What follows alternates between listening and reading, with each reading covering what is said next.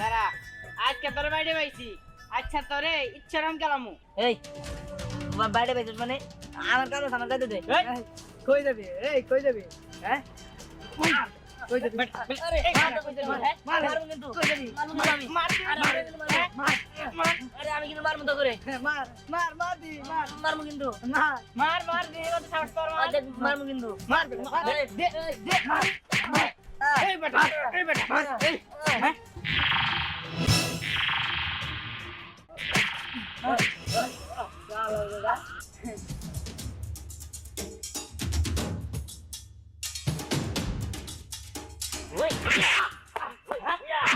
কি ব্যাপার? তুই মারলি আঙ্গো? বেটা তোর একটা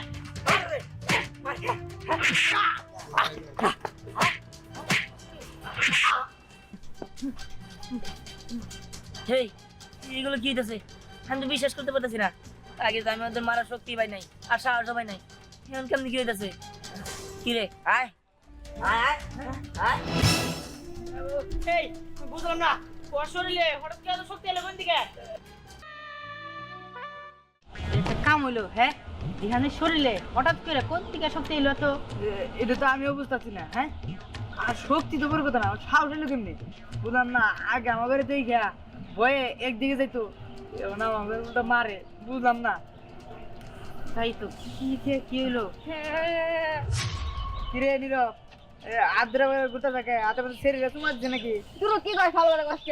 ওই দিহান আছে না, ওই দিহান আমার হাত মুখতে ভাঙিয়ে দিছে। হ্যাঁ করছি কোষ কি ওই দিহানদার মারছে?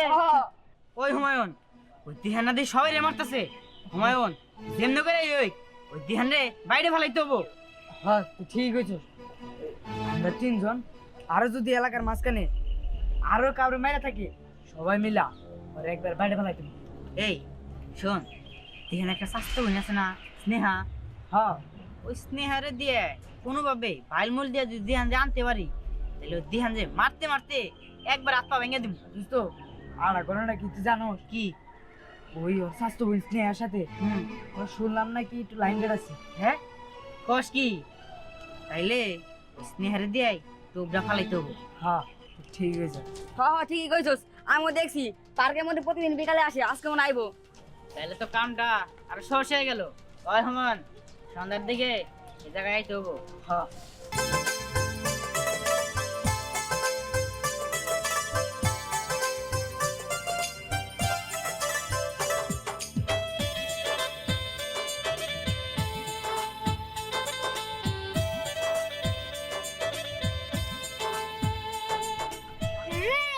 নদু কি অবস্থা তোর? হ্যাঁ জিম টিম কইরা শরীরে শক্তি টক্তি বাড়ে, ডিম দুধ খেয়ে তো ভালো, এই ফিটনেস বাড়াইছস? হ্যাঁ এই কে ফিটনেস টিটনেস মারাইছি এটা আমি বুঝবো, তোর তো কিছু বোঝার দরকার নাই।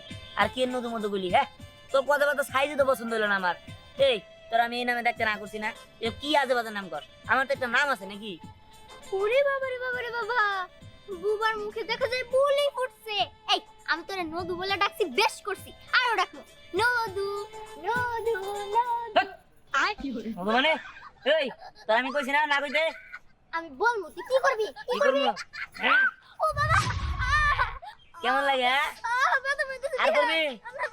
ঠিক আছে তো আর জীবন করব না, আর জীবনে করবো শপথ না। কাট। তোর আমি শপথ করলাম আর জীবনে তোর নদু খাবো না। আমি শপথ কাটলাম, আর জীবনে তোর নদু করবো না। হ্যাঁ আই লাভ ইউ। কি? কবে নাকি দিমার বলতেছি আই লাভ ইউ। তুই কাজটা একদমই ভালো করলি না। আরে আমি কাজ ভালো করি না না করি এটা তো আমি বুঝবো। শোন আমি জিম করতেছি কারণ হলো আমার শক্তি বাড়াইতে দেবো, আর শক্তি বাড়াই নিয়ে এলাকার যত ওই গরিব মানুষ আছে আবার অন্যায়কারী আছে এগোর বিরুদ্ধে করতে হবো, আর গরিব মানুষকেও পাশে দাঁড়াইতে হবো। এই জন্য আমি শক্তি বাড়াইতেছি। তুই যা মন চায় তাই কর, তুই আমার কি আই লাভ ইউ বলাইলি, তোর আমার মন চায় তো খাই ফেলি।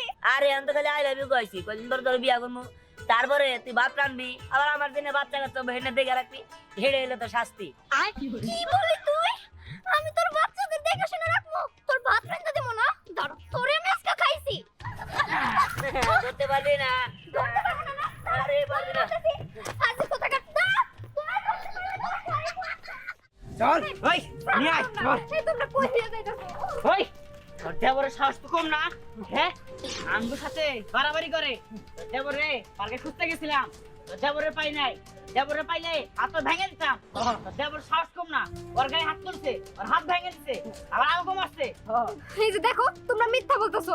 আমার দেবর তো হাবা, ও তো ঠিক মতো নিজের জবাবই দিতে পারে না। আর তোমাদের কিনা মারবো না, আমি বিশ্বাস করি না। তোমরা মিথ্যা বলতেছো।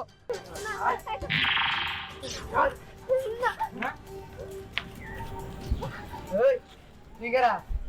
আমি জ্ঞানের বোন। ধ্যানের বোন? ওই ধ্যান আবার বোন আছে নাকি? কি? এই পিচি দিহানের বোন?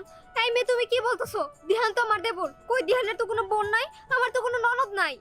তুমি চুপ করো। আমি দিহানের দাদুর বোন। ওই কি কয় এই পিচ্চি মেয়েটা বলে দিহানা জাদুর বোন ওই আগের সাইজ কর তারপর আর করতেছি আমাকে তোমরা পিচ্চি বলবা না। আমি তোমাকে এখন শিক্ষা দেব।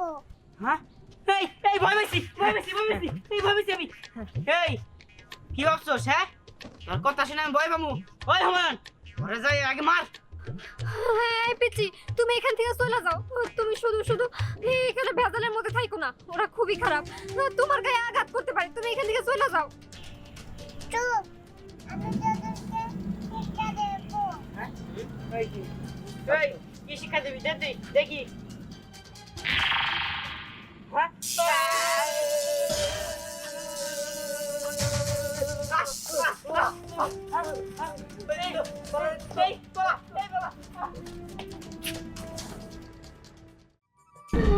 এই মেয়ে, তুমি কে? তুমি নিশ্চয়ই কোনো সাধারণ মানুষ না, তোমার ভিতরে এক অলৌকিক শক্তি আছে। এই মেয়ে, তুমি কে? আমি দীপ্তি। দীপ্তি? আচ্ছা, তুমি না তখন বললা তুমি দিহানের বোন? তুমি কি সত্যি দিহানের বোন? দিহান ভালো মানুষ, আমি ভালো মানুষকে সাহায্য করি। বুঝতে পারছি। আচ্ছা ঠিক আছে বোন, তুমি চলো, আমি তোমারে আমাদের বাড়িতে নিয়ে যাই। চলো, আপনি বলবেন আর আমি বিশ্বাস করবো। এই যে দেখো,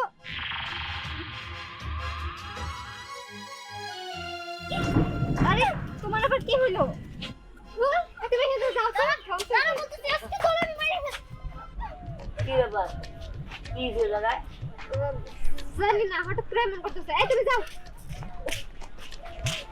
ভাবি, তোমার কোলে এই পিচ্চিমেটা কে?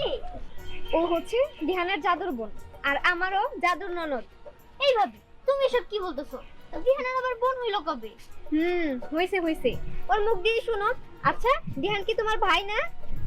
এই বুঝলাম না কাহিনী। আমি তো জানি না আমার বোন আছে। আমি তোমাকে শক্তি দিয়েছি। কি বলো? তুমি আমাকে সাহস দিয়েছো, শক্তি দিয়েছো? তার মানে আমার শরীরে যে একটা কারেন্টের ঝটকার মতো লাগছিল, তার মানে তুমি ওটাই দিয়েছিলা? সবাইকে স্বাগতম। আজ আমরা একবার ঘুরে দেখব বিটটেন্সর নেটওয়ার্কের কিছু অসাধারণ ডিসেন্ট্রালাইজড সাবনেট, যেগুলো এআই এর ভবিষ্যৎ গড়ে তুলছে। চলুন দেখে নেই এই সাবনেটগুলো কিভাবে সেন্ট্রালাইজড প্ল্যাটফর্মের সঙ্গে প্রতিদ্বন্দ্বিতা করছে। তাহলে চলুন শুরু করা যাক। শুরুতেই জানিয়ে রাখি, এই ভিডিও স্পন্সর করেছে বিটকাস্ট, একটি ডিসেন্ট্রালাইজড ক্রিয়েটার্স ইকোনমি, যেটা তৈরি হয়েছে বিটটেন্সরের উপর ভিত্তি করে। বিটকাস্ট ক্রিয়েটরদের জন্য নিয়ে এসেছে এআই চালিত টুলস, ফেয়ার রিওয়ার্ড সিস্টেম এবং কন্টেন্ট ক্রিয়েশনে এক নতুন বিপ্লব। ভিডিওর শেষে বিটকাস্ট সম্পর্কে আরও জানাবো, চোখ রাখো। প্রথমেই আসি শুটসে, যেটা সাবনেট 64 নামেই পরিচিত। এটা একটি decentralised serverless AI compute platform.